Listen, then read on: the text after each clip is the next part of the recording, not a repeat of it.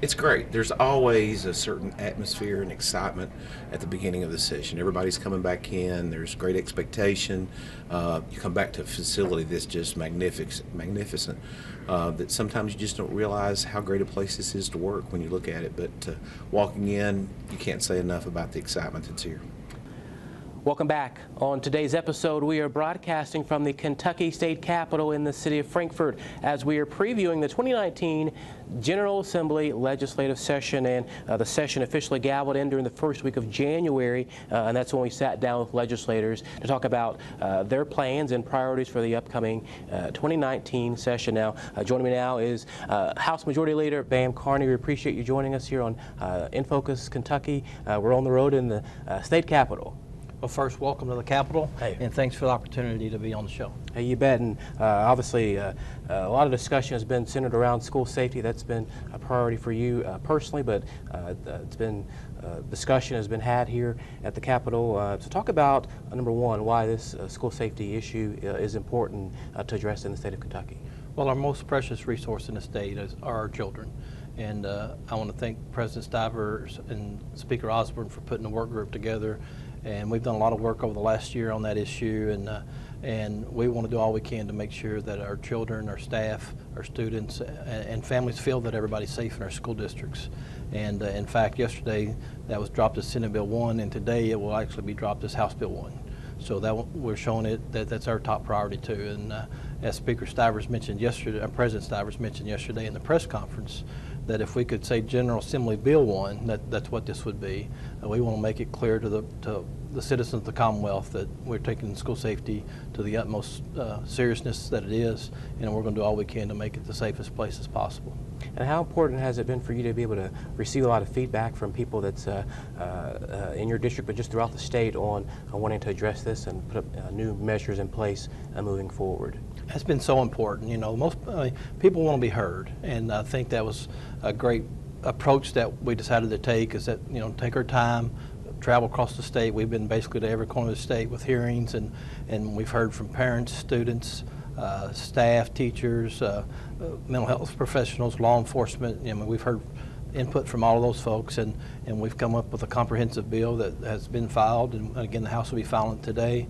And it was so vital to have that time to get that feedback for lots of reasons. One, to see different ideas and approaches, but two, to make sure that the citizens of the Commonwealth felt like they had ownership of that product too. And that's been invaluable, and I think we're going to see that as we go through the process, that feedback I expect will help us to be able to move the bill very quickly. And switching gears, another hot topic for many months, but during this particular session is medical marijuana, and whether it should be introduced as for legislation or discussions committees. Where are you with the particular topic, and as the session is in play? Well, obviously we have members in our caucus that support that issue, and then we have some that are maybe a little more reserved on it. So we're still kind of having those discussions in the caucus. I know that the President of the Senate and the floor leader have publicly stated that they don't know that the support's there in the Senate. So obviously that'll be a part of our thoughts as we move forward with that. You know, that's something that we're going to listen to our members on and let that guide the process. But we're certainly in a position right now that's still I would say in a holding pattern at this time. And a lot of the leaders in the caucus have mentioned they want to see actual studies or evidence-based before it would be brought to the floor or even to committee. Are you in that same? I'm in that same category. You know, I will certainly say this. You know, I'm far more open to the idea now than when I first came here. I think I've had a lot of constituents reach out and with I think legitimate comments about it, but I certainly would like to see a whole lot more research, and I certainly would favor if we could find a way to do that kind of component with universities and some other folks. For me personally, that would be what I'd like to see, but again, that's a discussion we're going to have here over the next month or two. And our last few moments, as the House Majority Leader, what would you like to see also accomplished during this particular short session? Well, I think we're going to look in our chamber too at you know, a tax cleanup bill, make sure that there's some clarification on some things there. What we passed last year, there were some unintended consequences of, you know, some different interpretations with Finance Cabinet. We want to make sure we clear that up. We also are going to spend some time discussing welfare reform We want to continue to do what we've done in the last 2 years, build upon an economic growth policy that's led the Commonwealth to record investments, and part of that's workforce. And we're at 59% workforce participation rate in the Commonwealth now, and a big part of that's kind of some of the welfare systems. So we're going to have some discussions around that. That's obviously a multifaceted issue with so many federal guidelines there. So we may not be able to get a big piece of legislation done on that. We might can do some small things, but anything that we can do to help with workforce, we're going to look at that too.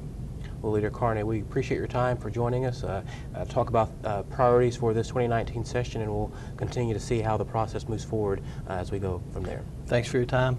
You bet. Stay with us on In Focus Kentucky. You've heard from top leaders of the Republican Party in the House and Senate, but coming up we'll hear from the Lexington Herald leader Daniel Zerosher to break down some analysis of the session so far. But first, it's time for a look at your Weather on the One's forecast, and that's coming up after this break.